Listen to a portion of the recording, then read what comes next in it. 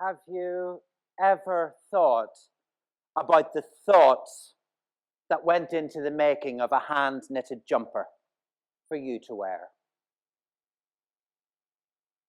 In my fabulous 44 3/4 years on this earth, I have learned the importance of gratitude, saying thank you, and appreciating what others have given me, what I have got, how others have helped and encouraged me.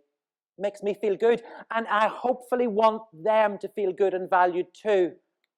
I'm grateful for my life, for my late parents, for Thomas, who's my fiance, for the country I live in, and for the healthcare system we have in the UK called the NHS, which looks after us at the point of need from the cradle to the grave. However, the process of being grateful can be difficult and mentally painful. Mistakes and actions, regrets and other painful memories, they can resurface in our minds when we are trying to be mindful. Life experience has taught me the hard way that the only thing I can change is myself. This is all I have control over. But to change myself for the better, I need to see within myself. I need to see what needs changing, and I need to look at this through what I have experienced along life's way. I have learned I can do this by fidgeting. Do you like my jumper? It's glorious, isn't it? Oh, I love it. It gives me a boost of colour. Look, it matches my shoes. Oh, it makes me go, oh, it's hand knit by me in pure wool. That supports British farmers. It doesn't need washing. Pure wool is natural, sustainable, biodegradable, renewable, odour resistant, and easy to care for. If you've not realised by now, I'm absolutely obsessed with the wonder fibre that is wool. And I'm positively evangelistic about hand knitting too. I want to make this very clear right now. This is not a scientific talk about proving that hand knitting, or indeed wonderful wool for that matter, have any mental health benefits. Knit for Peace in 2017 published an extensive literature review with over 150 citations called The Health Benefits of Knitting. In their review, significant hand knitting benefits were found. However, the data originated from non-randomized controlled trials, and therefore it was never published in the high-impact academic journals. A study published in the British Journal of Occupational Therapy in 2013, they carried out an online survey all over the world of 3,500 knitters, reporting on the perception that hand knitting had on their well-being. Indeed, they found significant psychological and social benefits contributing to a high quality of life and well-being. But what is well-being? Psychology today suggests that well-being is the experience of health, happiness, and prosperity to include having good mental health, a high life satisfaction, a sense of meaning or purpose, and the ability to manage stress. Now, I don't know about you, but this sounds terrific to me. I want a bit more of this good stuff. Don't you? You see, the World Health Organization, they went further, and they intrinsically link well-being into what health is. In many of the reviewed papers by Knit for Peace, well-being is the term that's used for the effects of hand knitting on both the body and the mind. But surely humans have been hand knitting for centuries.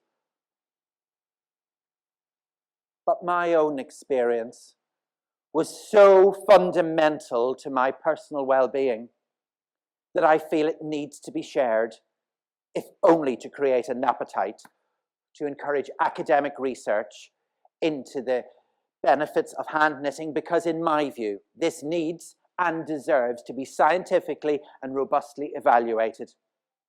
Kindly indulge me for the next few minutes while I explain why. So who's brought their knitting with them today? Hands up. Good. Crochet's allowed too. I don't discriminate. Personally, I never go out these days without both taking and wearing my knitting. Sit back, relax, let's make some fabulous stitches, and let's consider the process. Hand knitting for me is what mindfulness is for others. You see, I am a fidgeter. I fail at mindfulness. I cannot embrace the present moment without judging, analysing, and changing it. And that's what you're supposed to do in mindfulness. You're not supposed to judge, analyse, or change. It's impossible for me to be in the present moment, as called for in the mindfulness-based interventions. I have a very fast brain, and I end up not only judging, analysing, and changing it, but then I Google it as well, forgetting to go back to the breath as my anchor.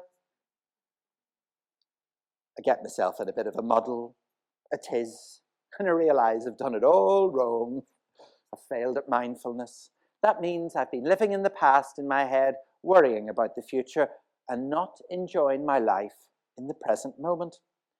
I suppose the only thing that I've been mindful of is that I'm mindfully wrong. See, it's all highly ironic in our house, as my fiancé, Dr. Thomas Ernst, he practices mindfulness for 3 hours a day, every day, and he prescribes it to his patients too.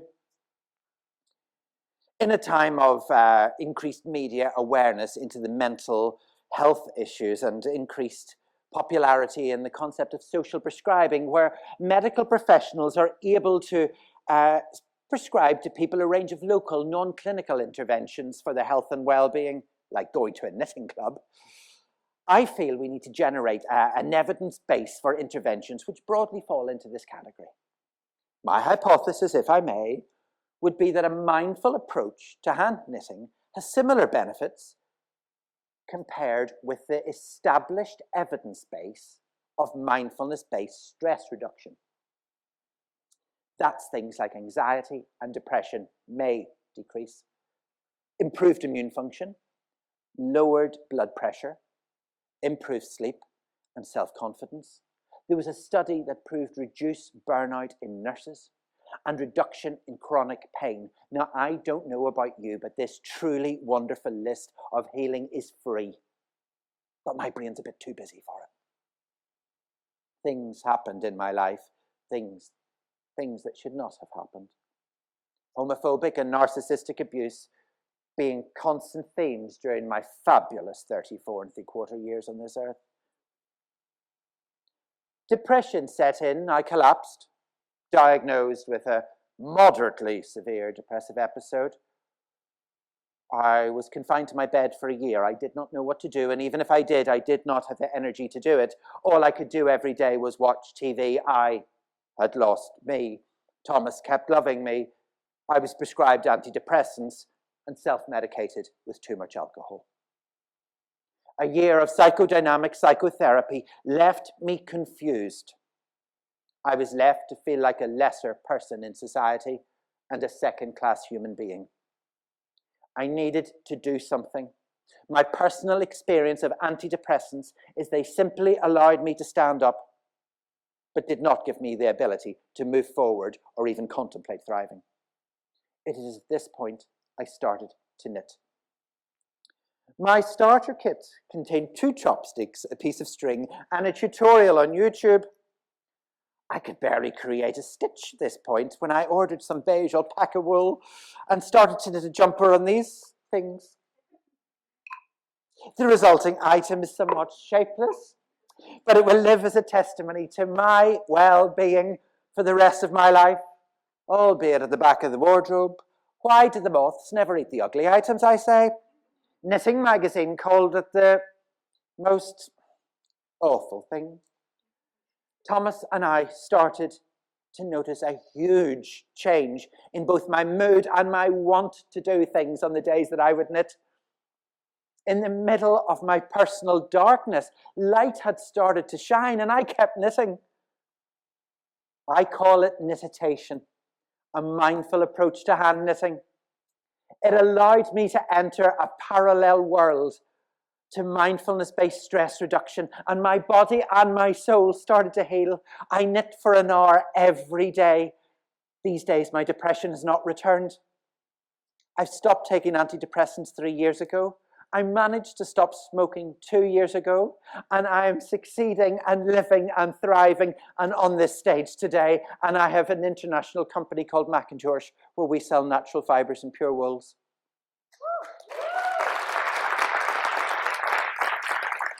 Here is how it works. A breath becomes a stitch, the next stitch an emotion, and the next a feeling. As these tangible stitches are crucial to the knitted project, so too my thoughts and feelings and must be integral to me. If a single stitch is broken, the whole thing unravels. So too, if my thoughts and feelings are not there, I unravel. They need to be seen as integral by and for me. My mental health, my stability, my financial success arguably derives from my thoughts and feelings. After all, they are mine. It is for no one to judge me and tell me that my thoughts and feelings are not correct. When I realized this, I was free from the narcissistic and homophobic abuse. You see, by its very nature, knitting is just fidgeting. A residue of negativity remained within me. My personal reflection upon my depression is that the destruction of my own self-worth was due to homophobia and others taking advantage of me for their own narcissistic supply. This was abuse. It was not okay. My delicate soul, myself, which should have been nurtured, was smashed. I was not able to stand up in all of society. Now I know that I am worth something. Perhaps simply I'd heard negatives too often about myself and started to assimilate them into my physical body. Perhaps I should have learned to knit as a child to deal with life. You see, I dealt with these negatives one stitch at a time by considering the definition of mindfulness-based stress reduction as outlined by its founder, Dr. Jon Kabat-Zinn. Mindfulness is awareness that arises through paying attention on purpose in the present moment non-judgmentally. You see, the evidence base for mindfulness-based stress reduction and mindfulness-based cognitive therapy is so strong in terms of reducing stress, anxiety, and relapse into depression. It's recommended for patient treatments in the UK by the National Institute for Healthcare Excellence, also called NICE. See, I was fidgeting. Fidgeting redecorated our home and my clothes. I needed to restart my life, so I kept fidgeting. You want to see the amount of knitting we have? Hand knitting takes time. It's a slow, creative, and rhythmic process, allowing the knitter to deal with thoughts and feelings stitch by stitch. I held my knitting tighter when my mother died. I was broken. But depression did not return. I knit stitches of love, of grief, through anger and upset. Tears and beautiful memories flowed, all in a finished knitted rug. I am under no illusion that knitting does not solve the world's problems. Rather, it has allowed me to find my answers for myself, by myself, one stitch at a time, as someone who has a very fast brain and is unable to access other interventions. So have you considered what went into that hand-knitted jumper? What thoughts and feelings in the knitter? What was that knitter feeling? Would you have wanted that knitter to be angry, upset, crying, confused, feeling let down or hurt when knitting your jumper?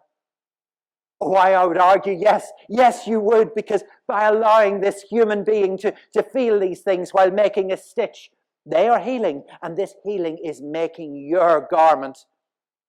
When I knit, a sense of calm arrives over me. My worries disappear. My reality is in the now and present. It's like a meditative state as I create the stitches. I was listening to Michelle Obama on BBC Radio 4 read an extract from her book, The Light We Carry. The former First Lady of the United States of America was speaking about what it was like when her husband ended his second term as president. She said, I was in a low place when I got around to picking up the 2 beginner-sized knitting needles. I had ordered online and wrestling with a sense of hopelessness, of not enoughness.